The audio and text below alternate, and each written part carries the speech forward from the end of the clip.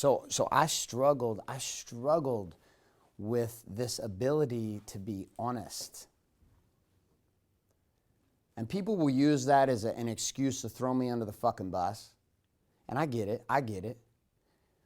That when I'm real, when I share what's going on, what I've found is that the people who are most upset about me being real about what I've experienced in my life are the people who are actually hiding the most. I was running an event here a number of years ago, and there was a man who got up and he was sharing in the front, and he was talking about his porn addiction. And he's like, man, I've been looking at porn like twice a day. Like, I've got 4 kids. I don't know how to stop this shit. He's like, my wife and I are not having sex, and now it's gotten to the point that we're not even having sex because, like, it's all weird now because now my mind's, like, all confused, and he's sharing all this stuff. And there's this guy in the front row who's, like, judging the shit out of him.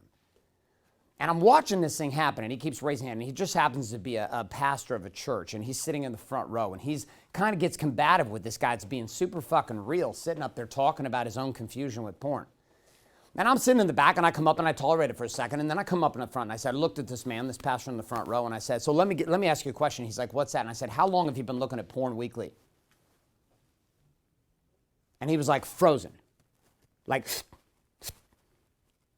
these eyes, and everybody in the room freezes. And I was like, I'm not fucking around.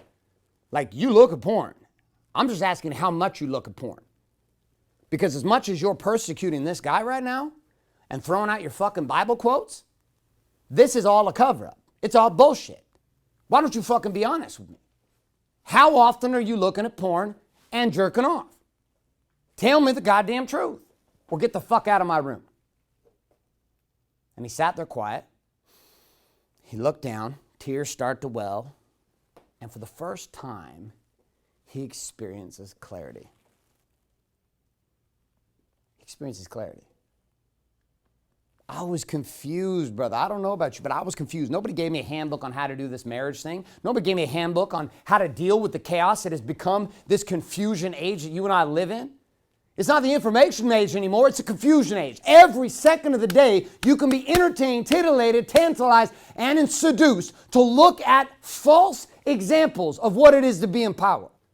From music videos to halftime shows of the Super Bowl, everything around the man is saying sex, sex, sex, sex. Boobs, vagina, penis, vagina, boobs, vagina, penis, vagina, over and over and over. And then all the stimulation, and then men are told to shut the fuck up.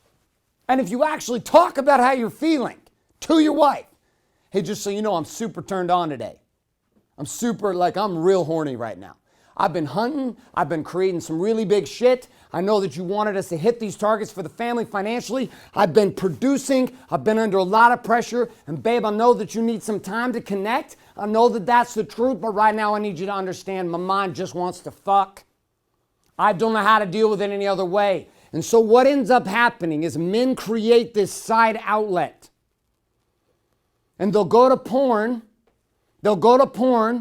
So they don't have to actually unleash on the queen. And that the crazy part is women will get mad at men for going to porn, yet many men are going to porn in order to avoid the collision with the queen because they're in the I just want to fuck mode, which is driven by the fact that the same woman they're married to, he's trying to please by cracking the whip to go produce and make the money. So go make the money. By the way, this takes deep sexual energy to pull this shit off. Powerful men, that's why you watch pastors, politicians, businessmen at the top, big time people players. Doing what? Cheating, strip clubs, drug addictions. Why? The pressure at the top is insane. And one of the energies that comes along with that power is sexual need, sexual drive. The only men that don't have it are men who have what? Completely shut the fuck down.